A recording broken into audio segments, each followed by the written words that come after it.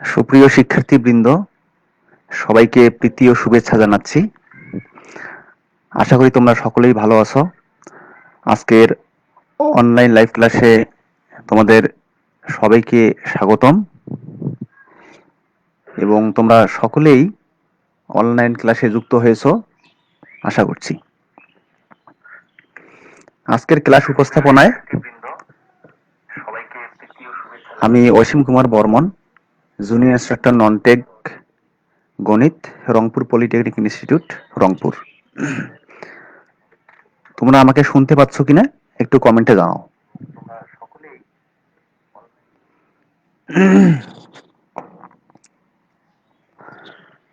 তো আশা করি তোমরা সকলে আমাকে শুনতে পাচ্ছ। আজকে আমার সপ্তম লেকচার।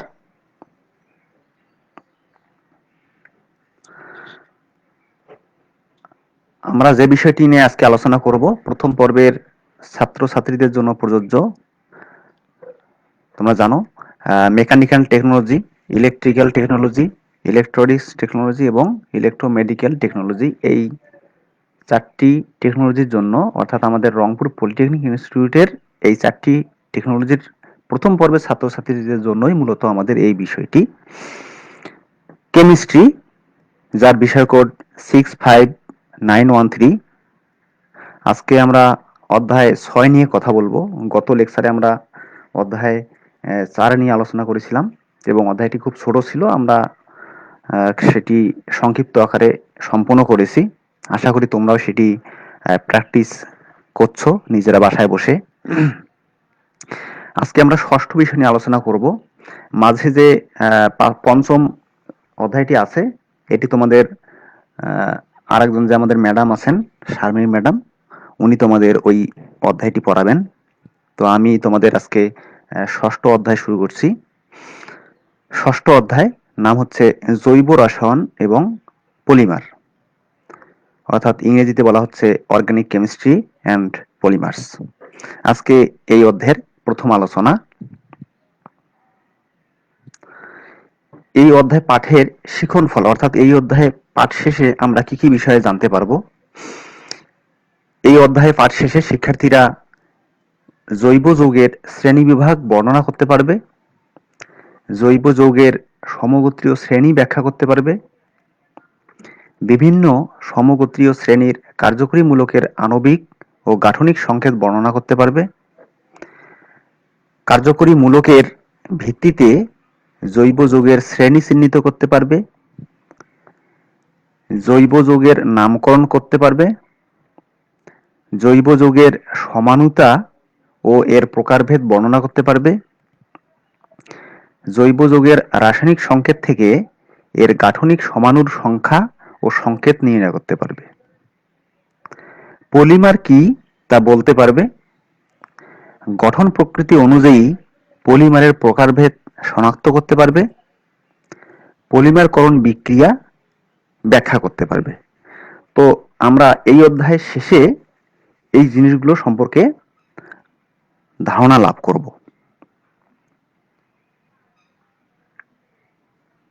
আচ্ছা, এখন এই অধ্যায়টি আমাদের মোটামুটি বড় একটি অধ্যায়, সুতরাং আমাদের বেশ কয়েকটি লেকচার লাগবে এই অধ্যায়টি শেষ করতে।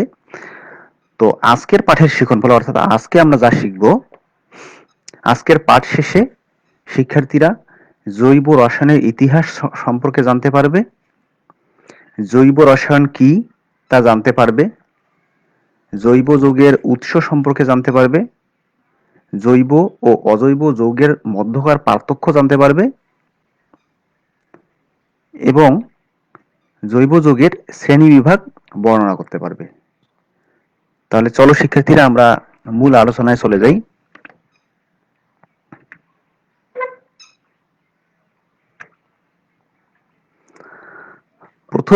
প্রথমেই আমরা জানব জৈব রসায়নের ইতিহাস, হিস্ট্রি অফ অর্গানিক কেমিস্ট্রি।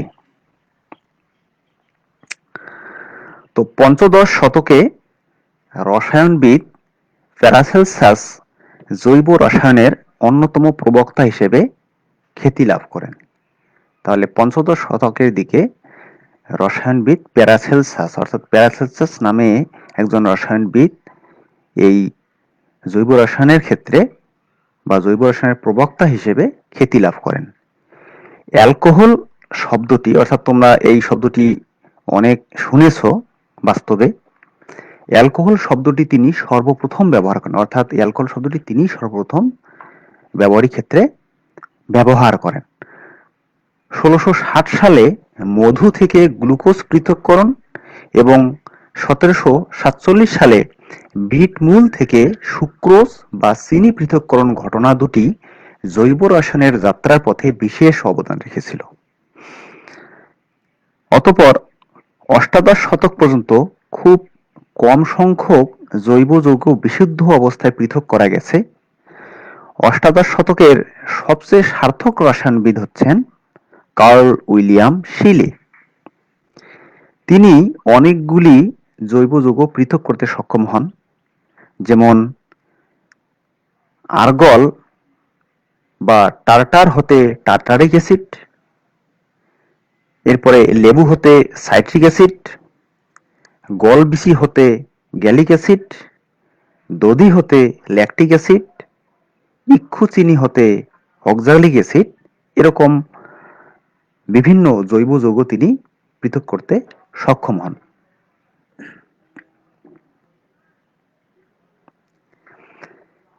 এরপরে 1828 সালে জার্মান রসায়নবিদ ওফলার অ্যামোনিয়াম সায়ানেট হতে ইউরিয়া প্রস্তুত করেন। এখানে দেখো বিক্রিয়ার মাধ্যমে দেখানো হয়েছে, এই যে NH4CNO, একে আমরা বলছি অ্যামোনিয়াম সায়ানেট। এখান থেকে আমরা প্রস্তুত করতে পারি, অর্থাৎ তিনি প্রস্তুত করেছেন অ্যামোনিয়াম সায়ানেট হতে, অর্থাৎ অ্যামোনিয়াম সায়ানেট হতে কি প্রস্তুত করেছেন? ইউরিয়া প্রস্তুত করেছেন। তো ইউরিয়ার সাংকেতিক রূপ হচ্ছে H2NCONH2। এরপরে 1845 খ্রিস্টাব্দে বিজ্ঞানী কোবে অ্যাসিটিক অ্যাসিড সংশ্লেষণ করেন। জৈব রসায়নের বৈপ্লবিক বিকাশ ও অগ্রগতিতে জার্মান রসায়নবিদ কেকুল এর অবদান অগ্রগণ্য। এরপরে 1859 সালে তার দেওয়া কার্বনের যোজনী তত্ত্ব এবং কার্বন ঘটিত যৌগের কাঠামো তত্ত্ব জৈব রসায়নের অগ্রযাত্রাকে ত্বরান্বিত করেছে। তাহলে তোমরা জানতে পারলে যে জৈব রসায়নের যে ব্যাপ্তি বা অগ্রগতি, এর পিছনে কাদের কাদের অবদান অনস্বীকার্য। এরপরে আমরা দেখি জৈব রসায়ন আসলে কি জিনিস, অর্থাৎ আমাদের অধ্যায়ের যে নাম জৈব রসায়ন ও পলিমার, তো সেই জৈব রসায়ন বলতে আমরা কি বুঝি? রসায়নের যে শাখায় কার্বন ও হাইড্রোজেন দ্বারা গঠিত যৌগসমূহ, অর্থাৎ হাইড্রোকার্বন এবং এদের জাতক সমূহের উৎস, প্রস্তুত পদ্ধতি, সংযুক্তি, গঠন, ভৌত ও রাসায়নিক ধর্মের আলোচনা এবং এদের ব্যবহার সম্বন্ধে আলোচনা করা হয়, তাকেই মূলত আমরা জৈব রসায়ন বলি। তাহলে রসায়নের যে শাখায় শুধুমাত্র কার্বন এবং হাইড্রোজেন দ্বারা গঠিত যে যৌগসমূহ, এদের বিভিন্ন বিষয় নিয়ে আলোচনা করা হয়, সেটিকেই আমরা বলবো মূলত জৈব রসায়ন। প্রকৃতপক্ষে কার্বনের রসায়নই হচ্ছে জৈব রসায়ন, অর্থাৎ এখানে কার্বনের সঙ্গেই আলোচনাগুলো সংশ্লিষ্ট।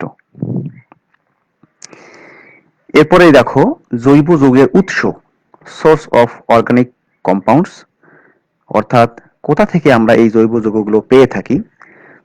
তো জৈব যৌগের প্রধান উৎস হলো উদ্ভিদ, জীবজন্তু, কয়লা, পেট্রোলিয়াম ও প্রাকৃতিক গ্যাস ইত্যাদি। অবশ্য বর্তমানে অধিকাংশ জৈব যৌগই কি হয়, সংশ্লেষণ পদ্ধতিতে প্রস্তুত করা হয়, অর্থাৎ প্রাকৃতিকভাবে আমরা যেগুলো পাই সেগুলো তো পেয়েই থাকি, পাশাপাশি আমরা সংশ্লেষণের মাধ্যমেও জৈব যৌগ পেয়ে থাকি। তো এখানে জৈব যৌগের যে উৎসগুলোর কথা আমরা বললাম, সেগুলো থেকে আমরা আসলে কি কি পাই, যেমন উদ্ভিদ থেকে আমরা কি কি জৈব যৌগ পাই। উদ্ভিদ থেকে আমরা চিনি পেয়ে থাকি, এস্টার্চ পেয়ে থাকি, উদ্ভিজ তেল পেয়ে থাকি।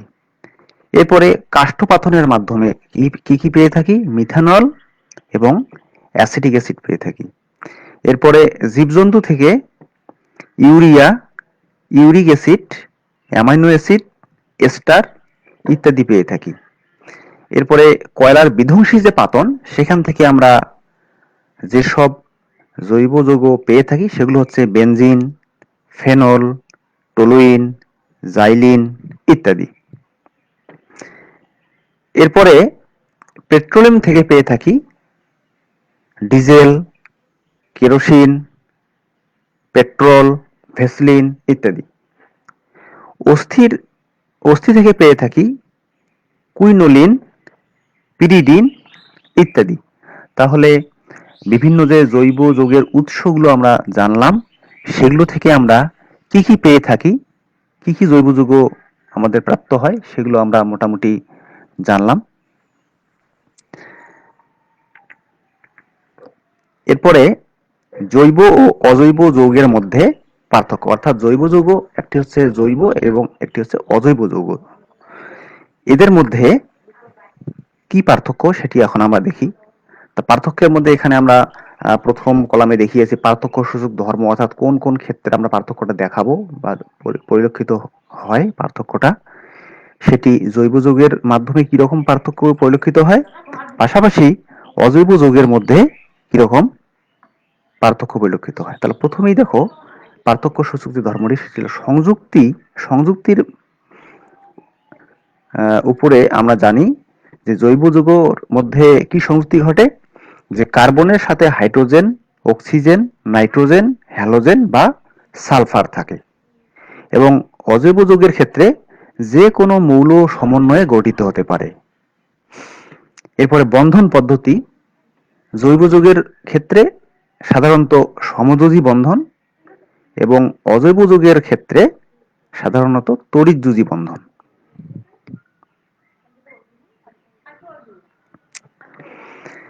এরপরে 3 নম্বরে বিদ্যুৎ পরিবাহিতা, জৈব যৌগের ক্ষেত্রে দ্রবণে ও গলিত অবস্থায় বিদ্যুৎ পরিবহন করে না, আর অজৈব যৌগের ক্ষেত্রে দ্রবণে ও গলিত অবস্থায় বিদ্যুৎ পরিবহন করে। এরপরে হলো 4 নম্বর বিক্রিয়ার গতি। তো বিক্রিয়ার গতি কিরকম হয়? জৈব যৌগের ক্ষেত্রে বিক্রিয়ার গতি ধীর গতি সম্পন্ন, আর অজৈব যৌগের ক্ষেত্রে দ্রবণে বিক্রিয়া অতিশয় দ্রুত ঘটে। এরপরে গলনাঙ্ক কিরকম হয়? জৈব যৌগের ক্ষেত্রে গলনাঙ্ক সাধারণত 350 ডিগ্রি সেন্টিগ্রেডের নিম্নে থাকে এবং অজৈব যৌগের ক্ষেত্রে গলনাঙ্ক সাধারণত 700 ডিগ্রি সেন্টিগ্রেডের উপরে থাকে। আণবিক গঠনটি কেমন হয়? জৈব যৌগের ক্ষেত্রে সাধারণত জটিল হয় এবং অজৈব যৌগের ক্ষেত্রে সাধারণত সরল হয়। বাষ্পনীয়তা, অর্থাৎ কিরকম বাষ্পনীয় কোনটি? জৈব যৌগের ক্ষেত্রে সহজে বাষ্পনীয়, অর্থাৎ জৈব যৌগ সহজে বাষ্পনীয়, কিন্তু অজৈব যৌগ সহজে বাষ্পনীয় নয়। দ্রাব্যতা, পানিতে এবং অজলীয় দ্রাবকে। তো জৈব যৌগ যেটি সেটি সাধারণত পানিতে অদ্রাব্য এবং অজলীয় দ্রাবকে সাধারণত দ্রাব্য। আর অজৈব যৌগ হচ্ছে পানিতে অধিকাংশই দ্রাব্য আর অজলীয় দ্রাবকে অধিকাংশই অদ্রাব্য। এরপরে শেষের যে অংশটি পার্থক্য সূচক ধর্মটি, সেটি হচ্ছে সমানুতার ধর্ম। তাহলে সমানুতার দিক থেকে জৈব যৌগ খুবই কম এবং সাধারণ নহে, আর অজৈব যৌগ অসংখ্য বা খুবই সাধারণ।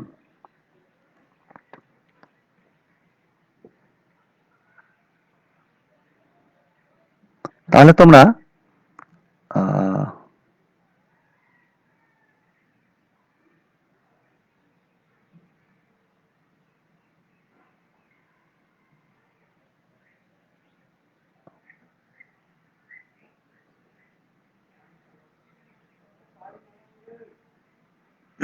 আচ্ছা, তোমরা আমাকে শুনতে পাচ্ছ কিনা একটু কমেন্টে জানাও। আবার আমি একটু সমস্যা দেখতে পাচ্ছি।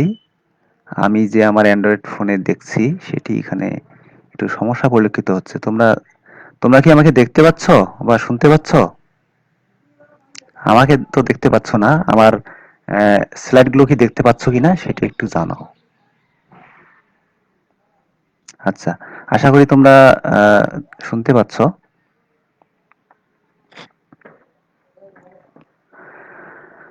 আচ্ছা, এখন আমরা জৈব যৌগের শ্রেণীবিভাগ সম্পর্কে জানব। বৈশিষ্ট্য অনুসারে জৈব যৌগ সমূহকে প্রধানত দুটি শ্রেণীতে ভাগ করা হয়, যেমন এলিফ্যাটিক যৌগ এবং অ্যারোমেটিক যৌগ। তোমরা অনেকে বিভিন্ন প্রশ্ন করছো। আমরা আগে আলোচনাগুলো শেষ করি, তারপরে আমরা যদি সময় হয় তাহলে প্রশ্নগুলো আমরা আলোচনা করব, যে তোমাদের যে প্রশ্নগুলো তোমরা করতেছো। আর যদি সেটা সম্ভব না হয় তাহলে আমরা পরবর্তী ক্লাসে সেগুলো বিষয় নিয়ে আলোচনা করব। যেমন একজন লিখেছে গল বিসি কি স্যার? গল বিসি কি? এটা আসলে কোনো একটি জিনিসের বীজ থেকে। তো এগুলো নিয়ে আমরা আরো বিস্তারিত আলোচনা করব। তোমরা যতক্ষণে আমরা আমাদের প্রাইমারি যে আলোচনাগুলো সেটি আমরা আগে করে নেই। তাহলে এখানে দেখতে পাচ্ছ যে জৈব যৌগের শ্রেণীবিভাগ, অর্থাৎ বৈশিষ্ট্য অনুসারে জৈব যৌগ সমূহকে প্রধানত দুটি শ্রেণীতে ভাগ করা হয়। একটি হলো এলিফ্যাটিক যৌগ, একটি হচ্ছে অ্যারোমেটিক যৌগ।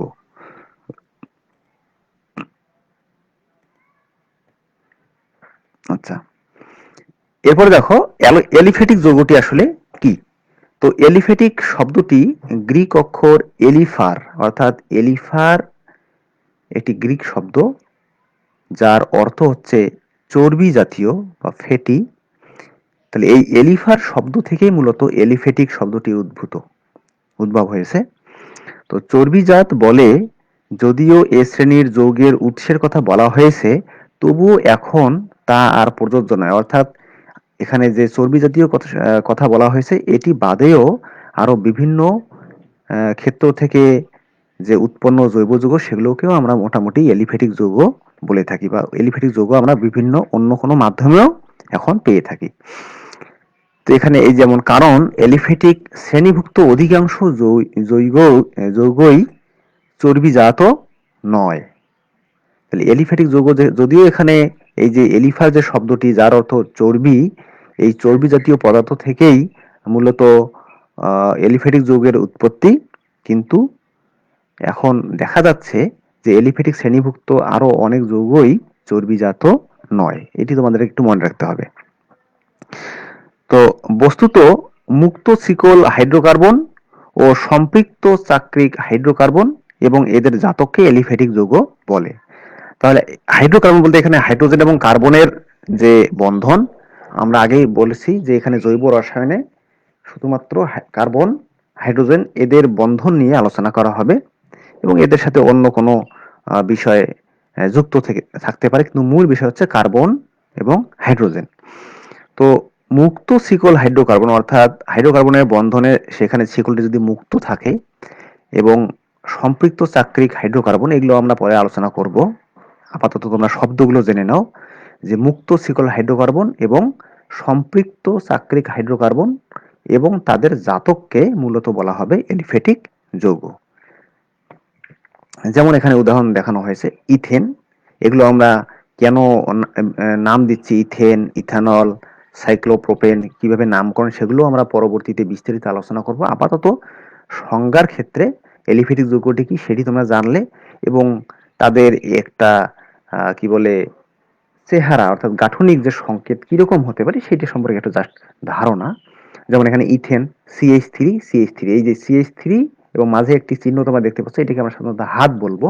তাহলে একটি হাত, তো CH3 যদি একটি হাতের মাধ্যমে মানে বন্ধন যুক্ত হয়, তাহলে আমরা এটাকে ইথেন বলি। তো এগুলো আমরা বিস্তারিত পরে আলোচনা করব। তো এই যে ইথেনকে আমরা বলি এলিফ্যাটিক যৌগ, তারপরে ইথানল, তারপরে সাইক্লোপ্রোপেন, এগুলোকে, এছাড়াও আরো বিভিন্ন উদাহরণ বা জৈব যৌগ আছে যাদেরকে আমরা বলবো এলিফ্যাটিক যৌগ।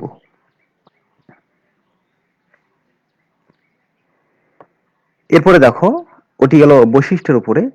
এরপরে গঠনের উপর ভিত্তি করে এলিফ্যাটিক যৌগ সমূহকে অর্থাৎ এলিফেটিক যৌগ যে আমরা বললাম, তাদেরকে আবার গঠনের উপর ভিত্তি করে পুনরায় দুই ভাগে ভাগ করা যায়। যেমন মুক্ত শিকল এলিফেটিক যৌগ এবং বদ্ধ শিকল বা চক্রিক এলিফেটিক যৌগ। তাহলে এলিফেটিক যৌগ দুই ধরনের। প্রথমে আমরা দেখব মুক্ত শিকল এলিফেটিক যৌগ কোনগুলো। তো যে সকল এলিফেটিক যৌগের অণুতে কার্বন পরমাণু সমূহ পরপর যুক্ত হয়ে একটি শিকল গঠন করে। তাহলে এলিফেটিক যৌগের মধ্যে কি থাকবে? যে সকল এলিফেটিক যৌগের অণুতে কার্বন পরমাণু সমূহ পরপর যুক্ত হবে এবং একটি একটি শিকল গঠন করবে, কিন্তু শিকলের দুই প্রান্ত পরস্পর যুক্ত হবে না।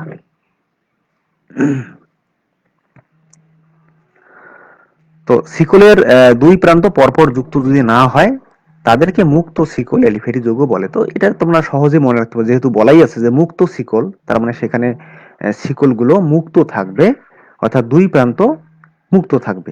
তাহলে এই ধরনের যৌগকে বলা হবে মুক্ত শিকল এলিফেটিক যৌগ। এখানে একটি উদাহরণ দেখানো হয়েছে, যেমন বিউটেন। বিউটেনের এটা গাঠনিক সংকেত, এটি একটা বিউটেনকে এইভাবে আমরা লিখি। তো বিউটেনকে আমরা বলবো মুক্ত শিকল এলিফেটিক যৌগ। তো মুক্ত শিকল এলিফেটিক যে যৌগ, সেই যৌগসমূহ কার্বনের শিকলের বন্ধন প্রকৃতি অনুসারে দুই ধরনের হয়ে থাকে। অর্থাৎ এই মুক্ত শিকল বন্ধনই আবার দুই ধরনের হয়ে থাকে।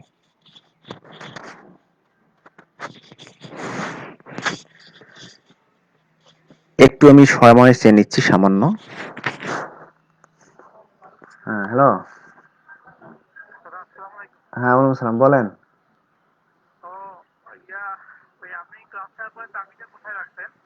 ও, আমি তো ক্লাস নিচ্ছি বাড়িতে, এখনো চাবি টাবি দেখিনি। হ্যাঁ, ওকে।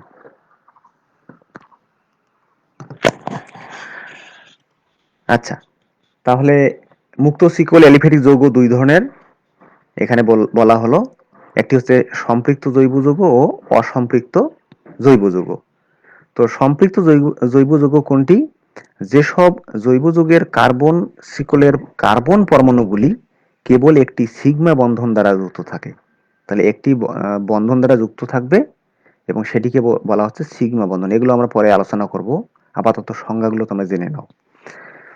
সিগমা বন্ধন কি, এরকম আরো বিভিন্ন বন্ধনের কথা আমরা এখন উল্লেখ করব, বিভিন্ন সংজ্ঞা পাবো, সেগুলো আমরা পরবর্তীতে বিস্তারিত আলোচনা করব। তাহলে আবার বলি, যেসব জৈব যৌগের কার্বন শিকলের কার্বন পরমাণুগুলি কেবল একক সিগমা বন্ধন দ্বারা যুক্ত থাকে, তাদেরকে সম্পৃক্ত জৈব যৌগ বলে। যেমন বিউটেন। বিউটেন হচ্ছে মূলত সম্পৃক্ত জৈব যৌগ। এরপরে দেখো অসম্পৃক্ত জৈব যৌগ। যেসব জৈব যৌগের কার্বন শিকলে অন্তত দুটি কার্বন পরমাণু দ্বি বা ত্রিবন্ধন দ্বারা পরস্পর যুক্ত থাকে। তাহলে সম্পৃক্ত জৈব যৌগেতে বলা হলো একক সিগমা বন্ধন দ্বারা যুক্ত থাকবে, আর অসম্পৃক্ত জৈব যৌগকে বলা হচ্ছে দ্বি বা ত্রিবন্ধন দ্বারা পরস্পর যুক্ত থাকবে, অর্থাৎ দুই বা তিনটি বন্ধন দ্বারা যুক্ত থাকবে। তাদেরকে জৈব অসম্পৃক্ত যৌগ বলা হয়। যেমন ইথিন, ইথাইন ইত্যাদি। এখানে প্রথমটি দেখতে পাচ্ছ, এর প্রথমটি হচ্ছে ইথিন আর পরেরটি হচ্ছে ইথাইন। এগুলো নিয়ে আমরা বিস্তারিত আলোচনা করব, কেন এরকম সমান চিহ্ন, কেন আবার এরকম তীর চিহ্নের মতো একটি এরকম রেখা, এগুলো আমরা পরে বিস্তারিত আলোচনা করব। আপাতত চেহারাটা দেখে নাও। এরপরে এলিফেটিক যৌগের আরেকটি অংশ ছিল বদ্ধ শিকল বা চাক্রিক এলিফেটিক যৌগ। যেসব এলিফেটিক জৈব যৌগের অণুতে কার্বন শিকলের দুই প্রান্তের কার্বন নিজেদের মধ্যে সরাসরি যুক্ত হয়ে কার্বন চক্র বা বলয় গঠন করে। এর আগে বলা হয়েছিল যে দুই প্রান্ত মুক্ত থাকতো, মুক্ত শিকল বলা হয়েছিল। আর এখানে দুই প্রান্তের যে কার্বন, এরা নিজেদের মধ্যে সরাসরি যুক্ত হবে এবং যুক্ত হয়ে কি করবে? কার্বন চক্র বা বলয় গঠন করবে। যদি হয় এরকম, তাহলে সেসব এলিফেটিক যৌগকে বদ্ধ শিকল এলিফেটিক যৌগ বলে। তো আমরা এখানে নামের দ্বারাও বুঝতে পারতেছি যে বদ্ধ শিকল অর্থাৎ শিকলটি মুক্ত থাকবে না, বদ্ধ থাকবে।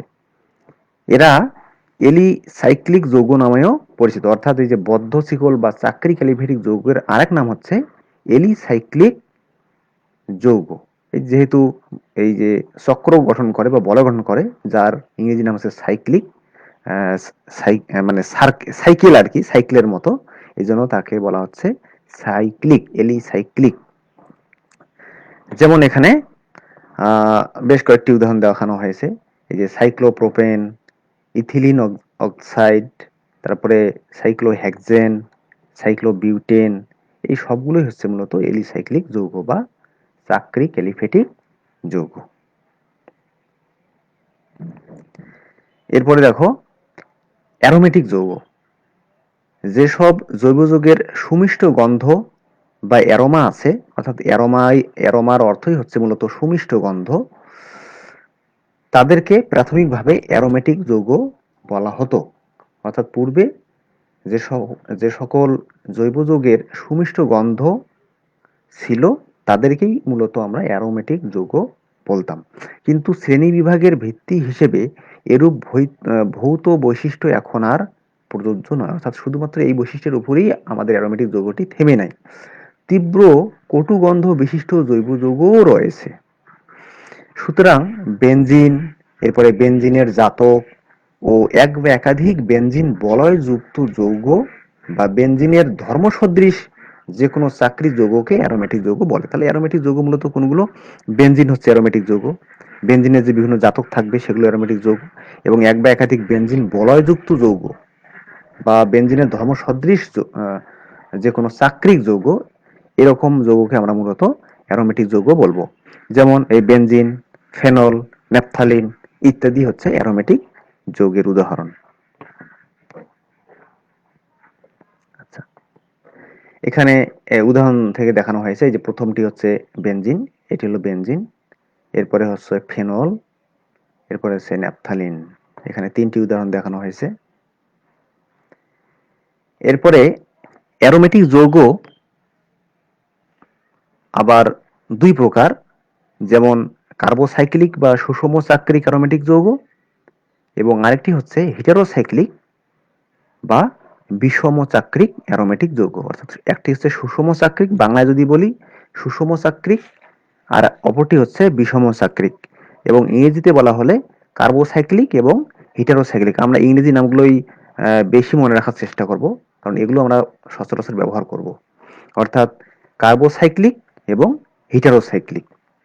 তো আমরা আজকের আলোচনায় মূলত বিভিন্ন জৈব যৌগের যে উদাহরণ, কি বলে সংজ্ঞা, এবং সেই সংজ্ঞার আলোকে কোন কোন জৈব যৌগগুলো সেই বৈশিষ্ট্যের মধ্যে পড়ে সেই সম্পর্কে মূলত আজকে আমরা ধারণা লাভ করছি। এর পরের বিভিন্ন লেকচারে আমরা এই বিষয়গুলো নিয়ে বিস্তারিত আরো আলোচনা করব। সুতরাং কোনো হেজিটেশনের তোমাদের কোনো কারণ নাই। তাহলে এখন এখানে দেখলাম কার্বোসাইক্লিক অ্যারোমেটিক যৌগ এবং আরেকটি হচ্ছে হিটারোসাইক্লিক বা বিষম চাক্রিক অ্যারোমেটিক যৌগ। তাহলে প্রথমে আমরা দেখি কার্বোসাইক্লিক অ্যারোমেটিক যৌগটা কি। যে সকল অ্যারোমেটিক যৌগের কাঠামোর বলয়টি শুধুমাত্র কার্বন পরমাণু দ্বারা গঠিত। তাহলে যে সকল অ্যারোমেটিক যৌগের কাঠামোর যে বলয় থাকে সেই বলয়টি যদি শুধুমাত্র কার্বন পরমাণু দ্বারা গঠিত হয় তাহলে তাদেরকে কার্বোসাইক্লিক যৌগ বলে। এখানে তোমার নামটা দেখেও সহজে মনে রাখতে পারবে, যেহেতু কার্বোসাইক্লিক তাহলে কার্বন পরমাণু দ্বারা গঠিত হবে। এ সকল যৌগের কাঠামোতে সাধারণত 6 কার্বন বিশিষ্ট বেনজিন বলয় উপস্থিত থাকে। তাহলে এই যে কার্বোসাইক্লিক যে অ্যারোমেটিক যৌগ, এই সকল যৌগতে সাধারণত 6 কার্বন বিশিষ্ট বেনজিন বলয় থাকবে। অর্থাৎ সেখানে কার্বন 6টি থাকবে এবং কার্বন 6টি দ্বারা গঠিত বেনজিনের বলয় থাকবে, যেমন বেনজিন, তারপরে টলুইন, ফেনল ইত্যাদি। একটু আগে আমরা এই অ্যারোমেটিক যৌগের উদাহরণে দেখিয়েছিলাম সেটি, সেখানে তোমাদের চিত্রগুলো দেখতে পাবে, তোমরা দেখে নিও। এরপরে দেখো খ নাম্বারে হলো হিটারোসাইক্লিক বা বিষম চাক্রিক অ্যারোমেটিক যৌগ। তো যে সকল অ্যারোমেটিক যৌগের বলয় কাঠামোতে কার্বন ছাড়াও ভিন্ন মৌলের পরমাণু বা হিটারো পরমাণু, তাহলে হিটারো পরমাণু কাদেরকে বলা হয়? যেমন অক্সিজেন, নাইট্রোজেন, সালফার, এগুলোকে মূলত হিটারো পরমাণু বলা হয়। এই পরমাণুগুলোর এক বা একাধিক পরমাণু যুক্ত থাকে। তাহলে কার্বন পরমাণু তো থাকবেই, কার্বোসাইক্লিকে শুধুমাত্র কার্বন পরমাণু থাকে এবং হিটারোসাইক্লিকে সেই কার্বন পরমাণুর সাথে আরো কিছু যুক্ত থাকে, সেগুলো হচ্ছে হিটারো পরমাণু, অর্থাৎ অক্সিজেন, নাইট্রোজেন, সালফার ইত্যাদি। তো এসব যৌগকে আমরা মূলত বলবো হিটারো সাইক্লিক যৌগ। যেমন ফিউরান, থায়োফিন, পিরিডিন, পাইরোল, এইসব যৌগকে আমরা বলছি হিটারো সাইক্লিক যৌগ। যেমন এখানে দেখো সবগুলোই কার্বন, আবার মাঝে আছে অক্সিজেন, তাহলে অক্সিজেনের সাথে যুক্ত হয়েছে। এরপরে দেখো কার্বন কার্বন কার্বন, 4টি কার্বন সালফারের সঙ্গে যুক্ত হয়েছে থায়োফিনে। পিরিডিনে আবার নাইট্রোজেন যুক্ত হয়েছে। হ্যাঁ, তারপরে পাইরোলেও এই যে এখানে নাইট্রোজেন যুক্ত আছে, অর্থাৎ কার্বনের পাশাপাশি হিটারো পরমাণু যুক্ত থাকবে। তাহলে আমরা এতক্ষণ যে বিষয়গুলো আলোচনা করলাম সেগুলো আমরা এখন একযোগে দেখতে পারি। এক নজরে জৈব যৌগের শ্রেণীবিভাগ আমরা দেখছি। জৈব যৌগ, তাহলে মূল জৈব যৌগ দুই ধরনের হয়ে থাকে, একটি হলো এলিফ্যাটিক যৌগ, আর একটি হচ্ছে অ্যারোমেটিক যৌগ।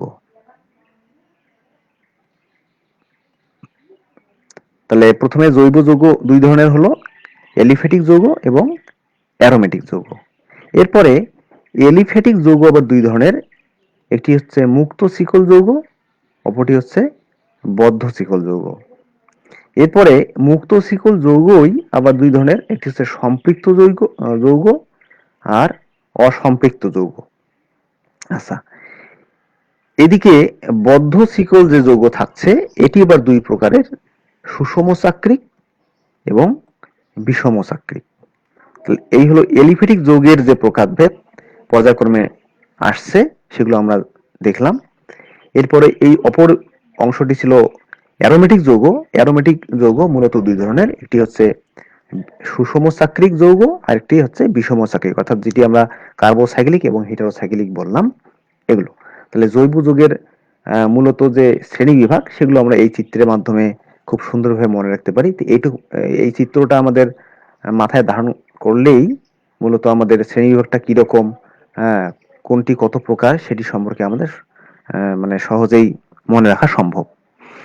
তা আজকে এ পর্যন্তই। তোমাদের কিছু বাড়ির কাজ থাকবে, অর্থাৎ আমরা যে বিষয়গুলো নিয়ে আলোচনা করলাম সেগুলোর মধ্যেই তোমরা বাড়ির কাজ এটি তোমরা পড়বে এবং পাশাপাশি মুখস্থ করে লিখবে। প্রথমেই হলো জৈব রসায়ন কাকে বলে, এরপরে 2 নম্বরে হচ্ছে জৈব ও অজৈব যৌগের মধ্যে পার্থক্য কি, এবং 3 নম্বরে হচ্ছে জৈব যৌগের শ্রেণী বিভাগ আলোচনা করো, অর্থাৎ জৈব যৌগের যে শ্রেণীবিভাগ দেখানো হলো সেগুলো নিয়ে আলোচনা। তো এই তিনটি তোমাদের বাড়ির কাজ থাকলো। প্রথমে আগে প্র্যাকটিস করবে, পড়বে, সংজ্ঞাগুলো বুঝবে, এবং সংজ্ঞার যে ভিতরে যে বিভিন্ন জিনিসগুলো সেগুলো আমরা পর্যায়ক্রমে পরবর্তী আলোচনায় ধীরে ধীরে বিস্তারিতভাবে জানবো। সেই বিষয়টি নিয়ে তোমরা কখনোই হতাশাগ্রস্ত হবে না যে এটি কি ওটি কি, এটা তো জানলাম না, এটা কোনো সমস্যা না।